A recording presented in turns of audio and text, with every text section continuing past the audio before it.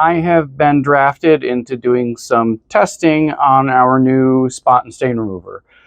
So I'm going to make a mess on this grid pattern carpet, and then we're going to let this stuff dry, and then we're going to test 5 different formulas that we've been playing around with, different concentrations of bacterial enzymes and stuff like that.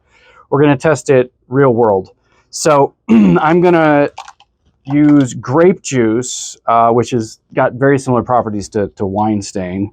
And I'm going to actually measure this stuff so that they're all evenly stained. All right, and next I'm going to use ketchup, and I'm going to do the same thing. It's going to be a little bit tougher to get the right amount on there, but I'm going to use this measuring scoop so we get the same amount on every spot. Okay, now the ketchup kind of sets here, so I'm going to grind it in. I'm going to try to grind it in exactly the same, as much as possible, the same amount on every spot, so that all of these different tests are identical. Okay, and finally, I'm going to do the same thing all over again with regular old mustard this time. Okay, now I'm going to let this stuff sit here and dry for about 48 hours, because what I really want to know is how these stain removers work against old stains, because I think most of our customers that are coming in to buy the stain remover, they already have a stain. It's been sitting there for a while. It's not like it's fresh or something. So I want to see how these different concentrations and different mixtures stack up against these 3 different types of stain that are at least 48 hours old. It has been drying for more than 48 hours now. I think actually probably about 3 days total. It's crusty. Like you can actually feel it's like actually even the grape juice is actually crusty. So I have these different spot removers, and I'm going to saturate these areas with these spot removers, and we're going to cover it. We're going to let it set for several hours, and then we're going to come back and we're going to see what we got going on. I'm going to try to use use the same amount on here, but essentially I'm going to saturate all of these because these are nasty, nasty, crusty.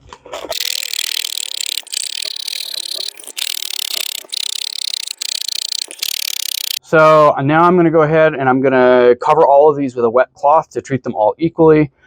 Some of these are bacterial enzyme based, some of them are not.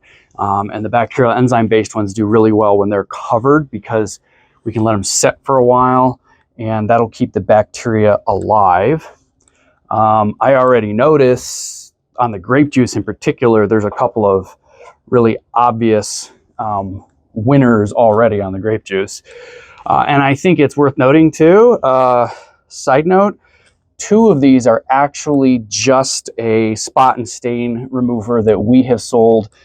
We've sold in our store for many years for comparison because we want to make sure that the concoction that we've got is equal to or better than the solution that we previously were selling that was pre-bottled and mass available in mass commercially. So I'm going to let this sit for about 3 to 4 hours. We're going to come back and we're going to see where we're at with this. I think we're probably going to do a water rinse on this using a spot cleaner, particularly on the mustard and the ketchup. There is so much thick material on that. I think we're going to want to rinse that out with some clear water, and we may apply the stain remover again just because of all the crusty material that was on it to begin with. Okay, back for our final round. I'm going to water rinse. This stuff has actually sat here for about 6 hours now with the wet towels on top of it. I just took them off, and I can already see a lot of this is dimmed. Some of it is actually all but, yeah, it's pretty much disappeared actually. So I'm going to go ahead and water rinse one final run and see what we look like.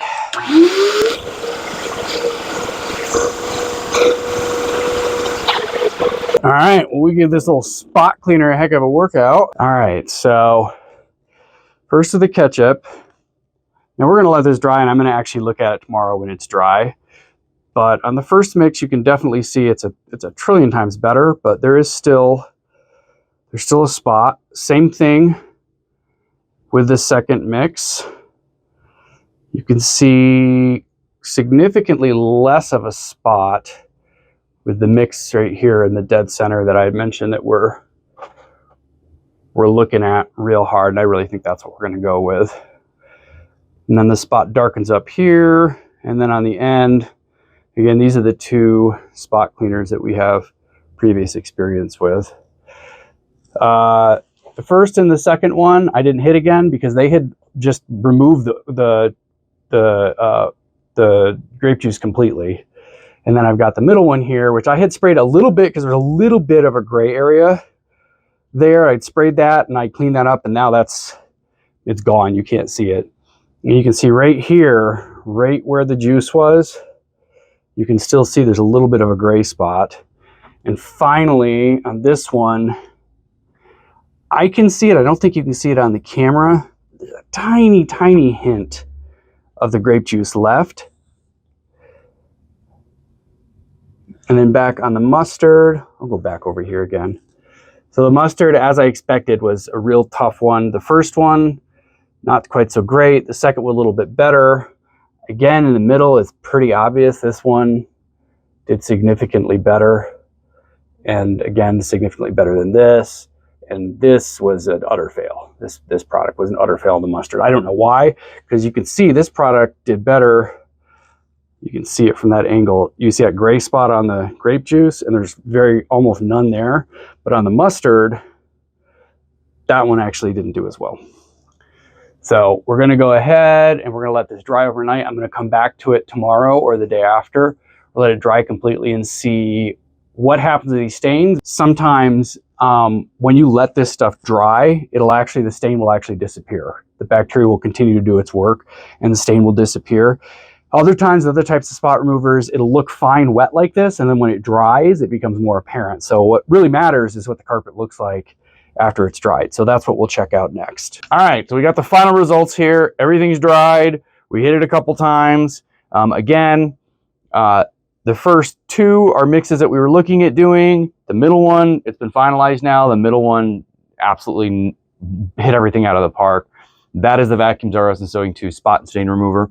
And then the final two are 2 spot stain and odor removers that we have previously sold here that we wanted to compare against. We wanted to make sure that we had a product that was better than. The outcome is pretty obvious. So you can see, I've still got a little bit of shadow here. You can tell that I did some stain removing, and I almost wonder if I actually cleaned it too much. The mustard is remaining a challenge for everybody, but is obviously markedly better. And I think a final one more round on that mustard would probably take it out with our spot cleaner, because there's not much left. But the ketchup, there's some pretty obvious stark differences in this different stain removers. I don't know how well the camera picks it up, but on the grape juice, these two cleaners, they certainly, considering the amount of juice we had in there and how bad the stain was, I'm not going to beat them up, but I think the results speak for themselves. So I'm super excited. Bottling starts today. You should see this on shelves within a week or so. What's really cool about this is that once you buy a bottle, you can get refills on that bottle for a significant cost reduction. The whole point of this project, our whole thing, everything we do, we kind of, when we look at any project like this, we have 3 goals. The product needs to be better than anything else that's available in department stores. The product needs to ultimately be more cost effective. It needs to be more affordable. Now in vacuum cleaners, often the way we look at that is this machine will last 20 to 30 years. Yeah, sure, it might be $1,000 bucks. But over the lifetime of the machine, even not considering how much better it's going to take care of your carpet and how your carpet's going to last longer, we consider that to be more economical.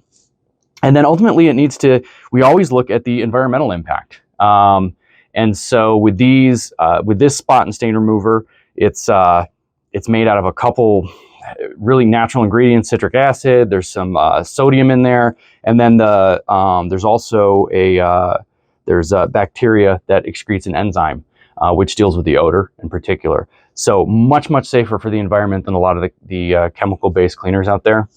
And as far as cost effectiveness, it is a little bit less expensive out of the gate, even in the bottle. But when you start looking at the incredibly reduced cost of getting refills instead of buying a bottle and throwing it away every single time, there's a significant reduced cost there. And then in the looking at the environmental impact, one of the big environmental impacts isn't even throwing away the containers, which is not good. We're throwing away all these plastic bottles of cleaning solution, and that's not good. But a really big impact is these ready-to-use spot cleaners like what we have, there's a lot of water in there, right? And water's heavy, and it costs a lot, and the carbon footprint of just transporting these solutions across the country is incredible. And we have truckloads of essentially water going from coast to coast. This way, we're able to mix this solution ready to use in Fort Collins, and then it only has to travel as far as Boulder or Arvada to our other 2 stores. So the environmental impact is significantly reduced as well.